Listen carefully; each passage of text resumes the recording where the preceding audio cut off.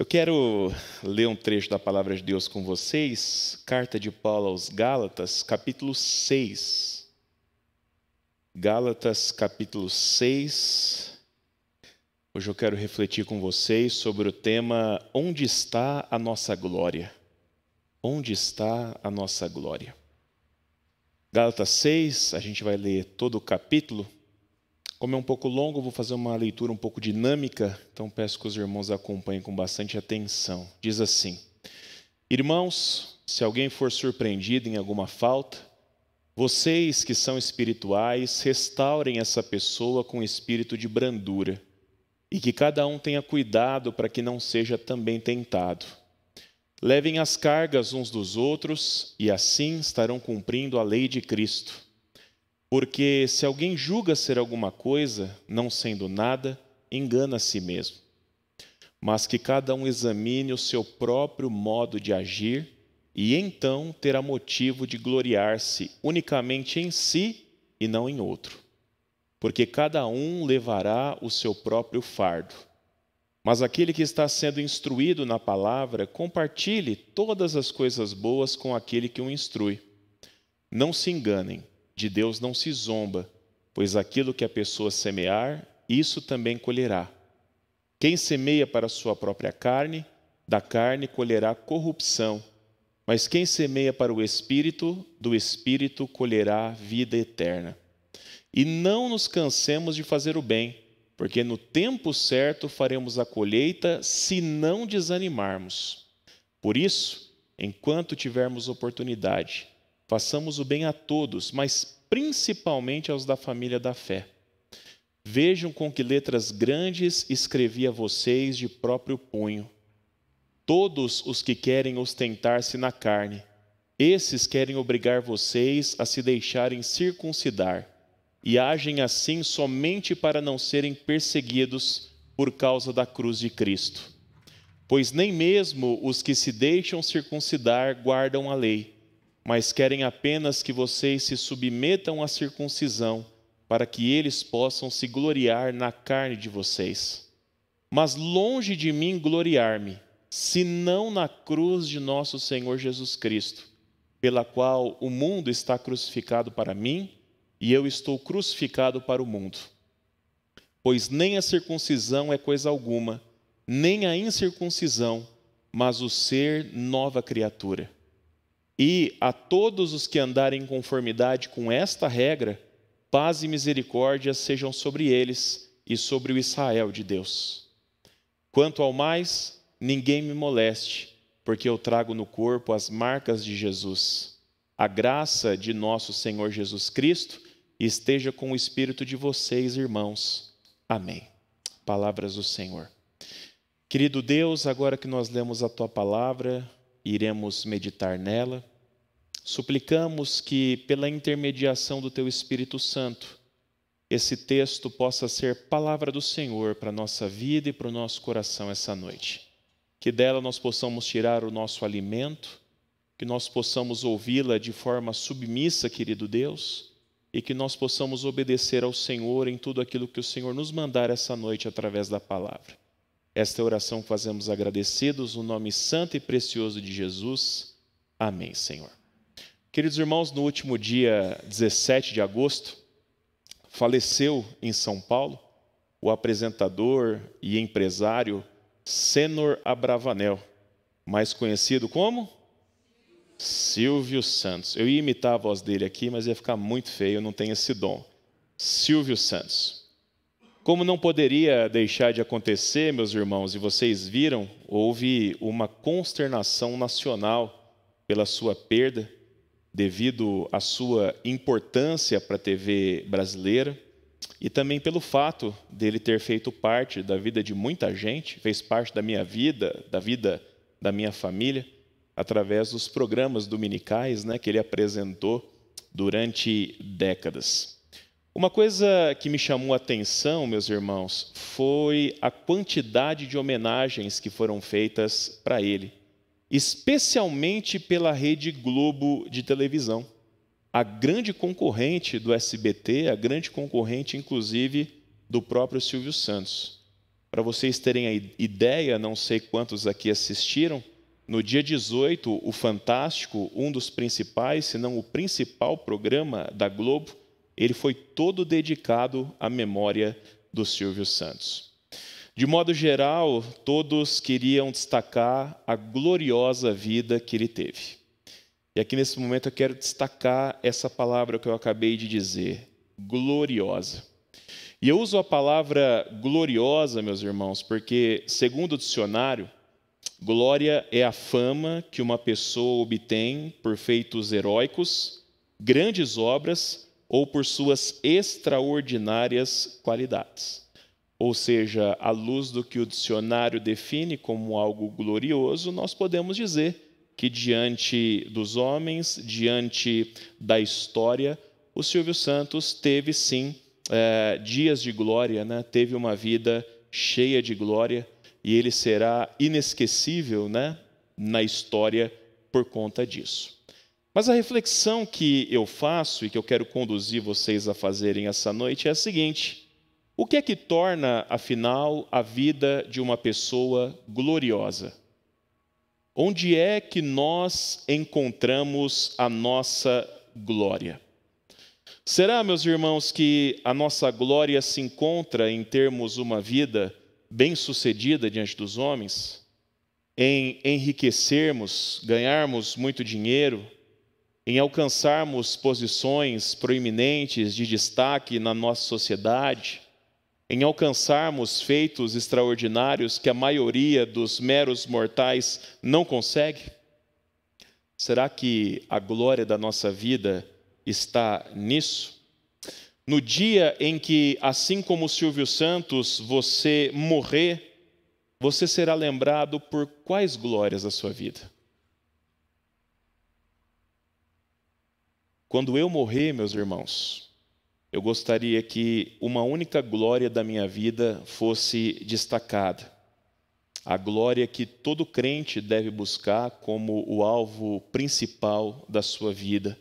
E o apóstolo Paulo ele fala sobre essa glória no texto que nós acabamos de ler.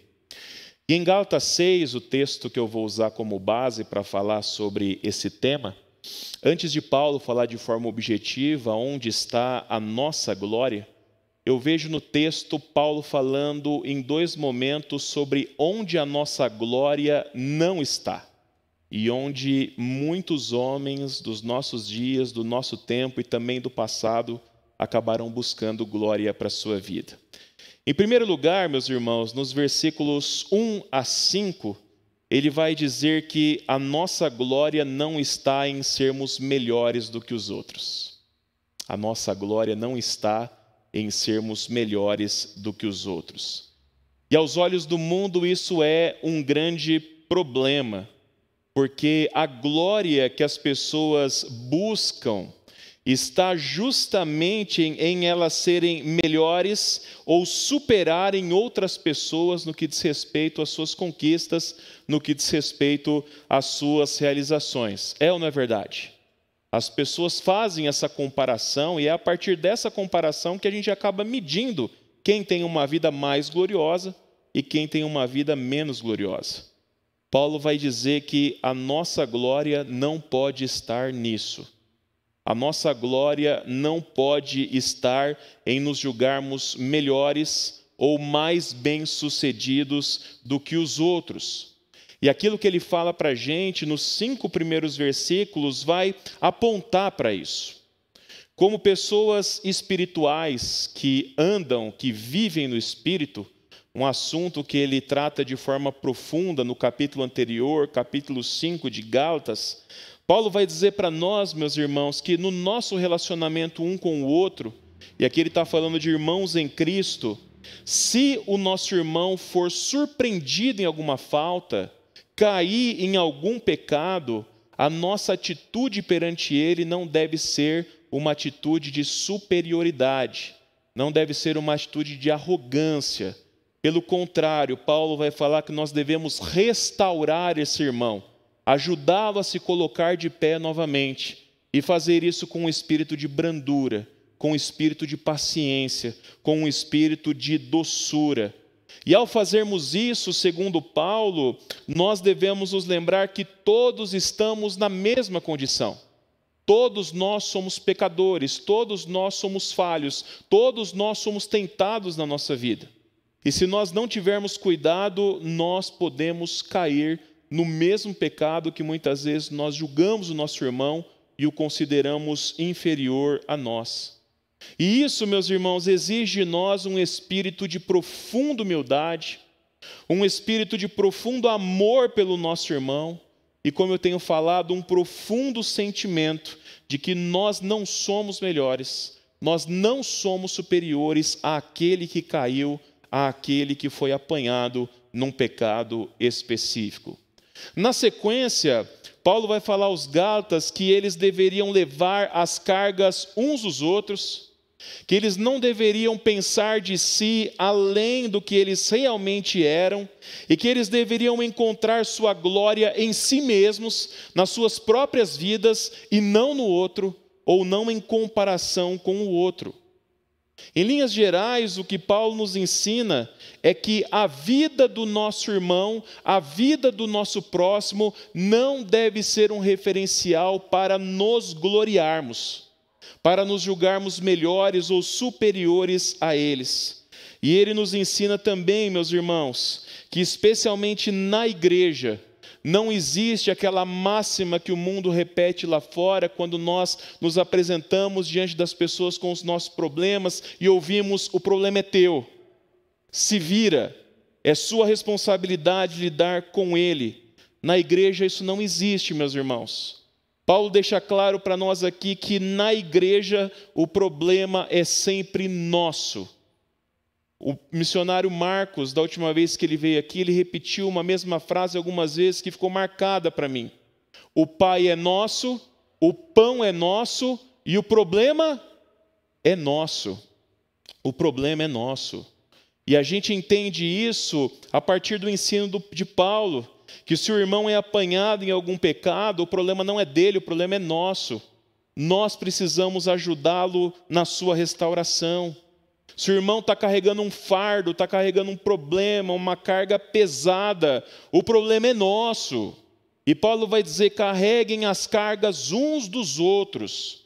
A gente coloca o nosso lombo, a gente coloca o nosso ombro para ajudar o nosso irmão a caminhar enquanto carrega esse fardo pesado.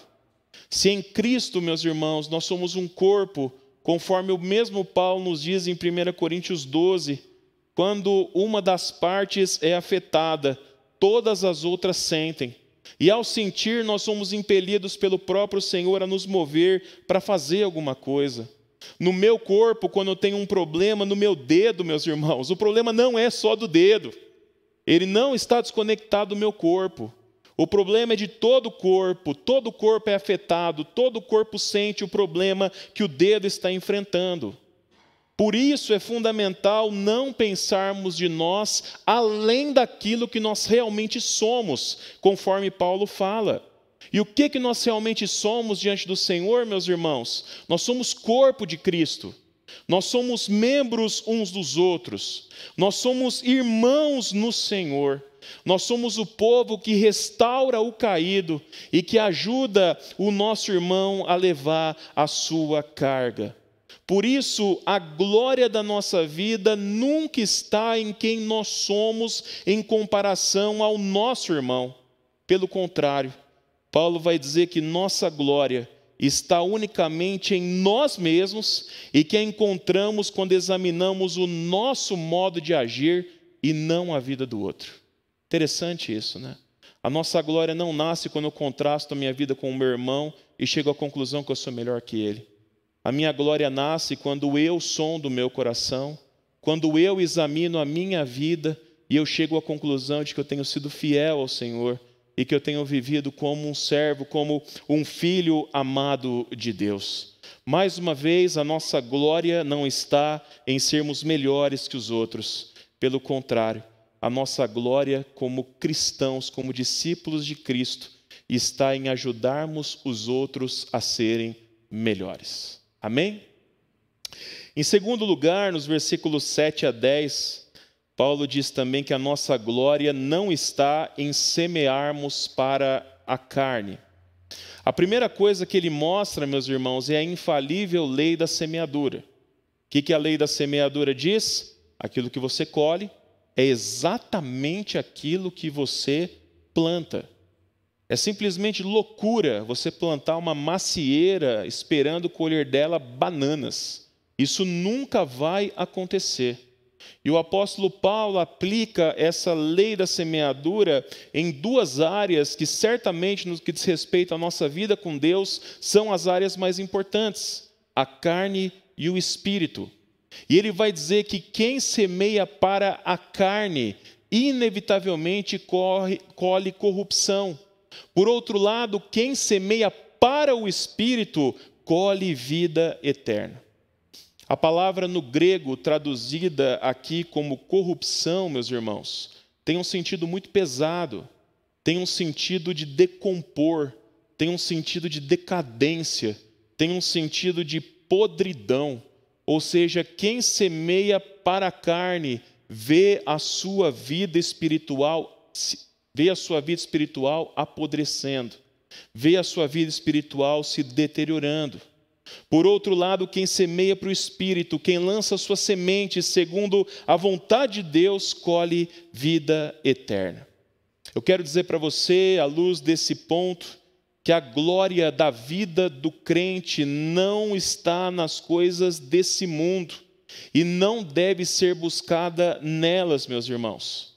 A glória da nossa vida não está nas coisas que apontam para a nossa carne, para aquilo que nos conduz para o pecado, para aquilo que nos conduz para longe de Deus. Pelo contrário, a maior glória que um dia será dada a mim e a todos quantos creem em Jesus Cristo é a glória celestial. Glória, meus irmãos, que será eterna, glória que não pode ser arranhada e não pode ser tirada de nós.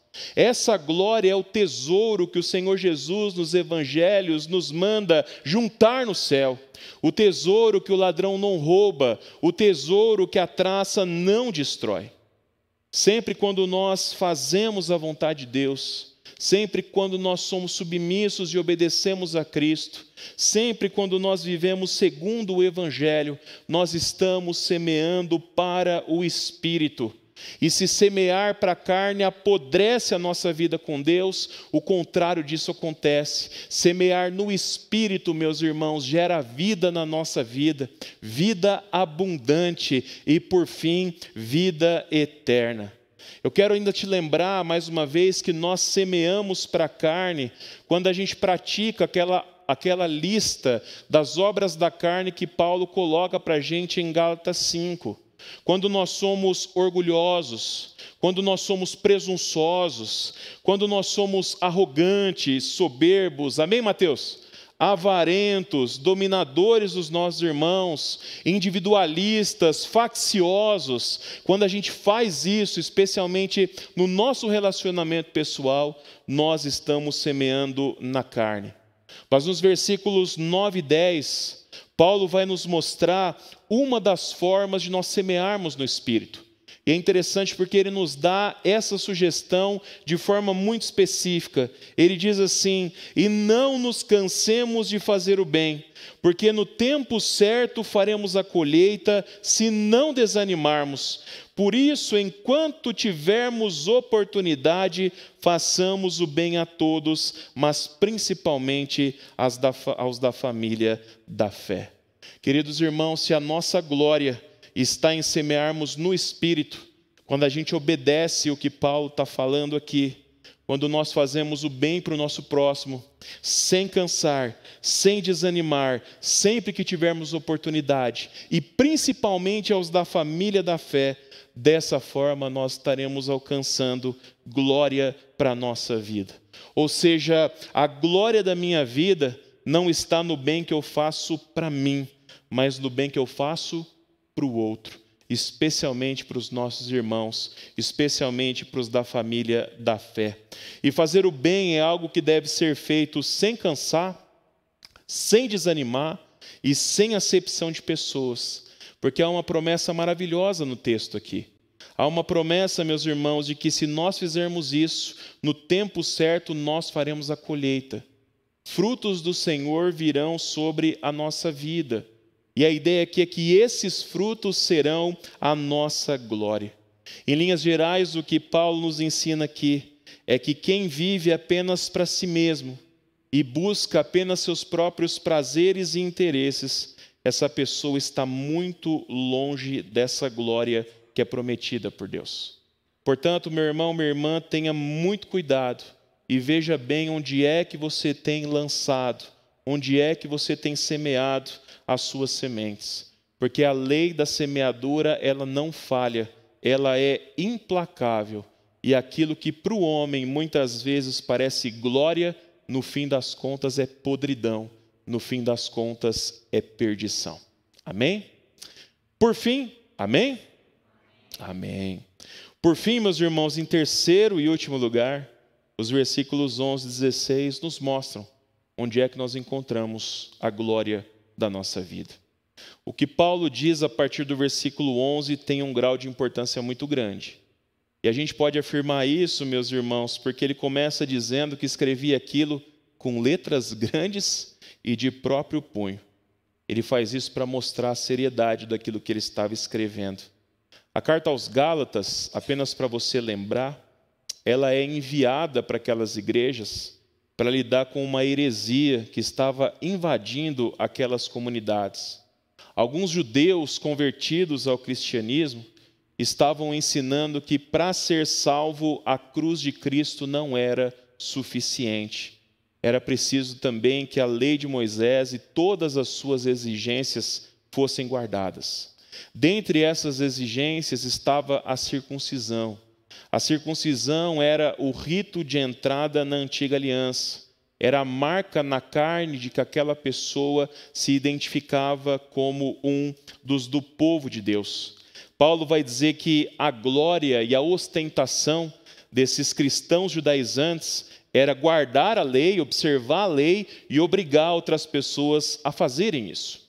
E isso era um problema, meus irmãos, primeiro porque, segundo o próprio Paulo, eles eram hipócritas. Eles falavam que faziam, mas eles não guardavam a lei.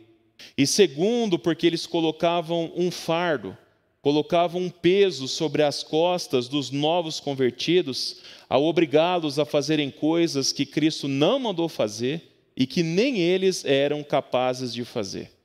Diante disso é que Paulo afirma nos versículos 14 e 15: mas longe de mim gloriar-me, senão na cruz de nosso Senhor Jesus Cristo, pela qual o mundo está crucificado para mim e eu estou crucificado para o mundo.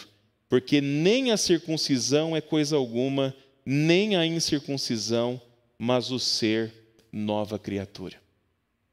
Queridos irmãos, se nós perguntássemos para Paulo, onde é que está a glória da vida do crente? Sem dúvida é isso que ele responderia para nós.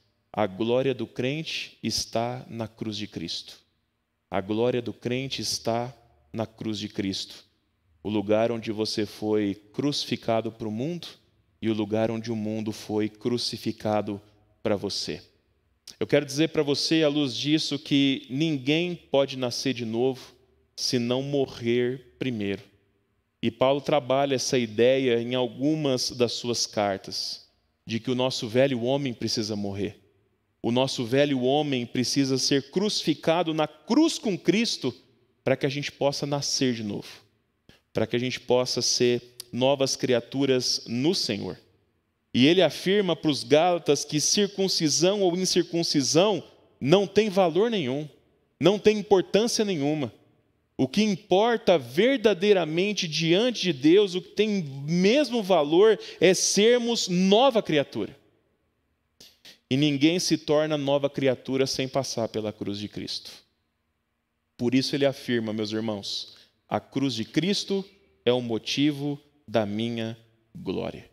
Porque é através dela, é passando por ela, que eu me torno o que realmente importa, uma nova criatura. E nos tornamos, meus irmãos, novas criaturas, não para nós mesmos, não para nossa glória. Nós fazemos isso para o Senhor. O velho homem foi crucificado e ficou na cruz. O novo homem existe para a glória do Filho de Deus e para que eu e você, na nossa vida, possamos ser parecidos com Ele. O mesmo Paulo, em Gálatas 2:20, após fazer essa afirmação de que ele estava crucificado com Cristo, ele diz assim: logo, já não sou eu quem vive, mas Cristo vive em mim. E esse viver que agora tenho na carne, vivo pela fé no Filho de Deus, que me amou e se entregou por mim. Meu irmão, minha irmã, ser nova criatura é deixar de viver para mim e passar a viver para Cristo. É deixar de buscar a minha glória e passar a buscar a glória de Cristo. Porque o Evangelho, as cartas, o Novo Testamento, deixa claro esse ensino para nós, de que é buscando a glória de Cristo que nós encontramos a nossa própria glória. A glória que importa para Deus. Meu irmão, minha irmã, onde está a nossa glória? Nossa glória está em sermos nova criatura e vivermos dessa forma após passarmos pelo Calvário, após passarmos pela cruz de Cristo, que é poderosa e suficiente para a nossa salvação. Amém? Você crê nisso? É poderosa e suficiente para a nossa salvação. No dia em que eu morrer, a única glória que eu quero que falem da minha vida é que eu me tornei uma nova criatura. E que eu vivi como uma nova criatura. E como uma nova criatura, eu me tornei parecido com Cristo. As pessoas conseguiam ver Jesus na minha vida. E nesse processo eu ainda conduzi muitos irmãos ao meu lado, para que se tornassem também novas criaturas e para que fossem como o Senhor. Essa é a glória que eu busco para mim. Essa é a glória que eu quero que seja destacada no dia que eu partir desse mundo, se o Senhor Jesus não voltar antes. Foi isso que o apóstolo Paulo fez em toda a sua vida, a partir do momento em que ele foi encontrado por Cristo no caminho para Damasco.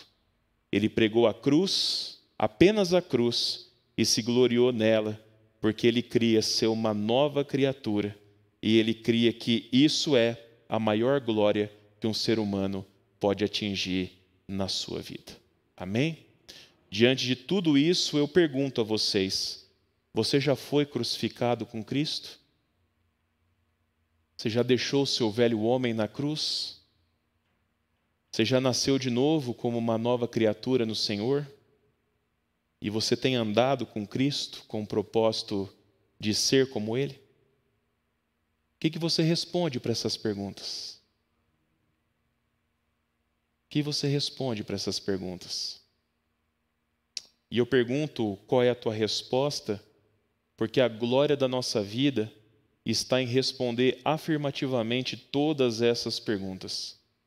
Quem responde sim a todas elas alcançará um dia a glória celestial e a vida eterna, que é prometida a todos aqueles que semeiam para o Espírito.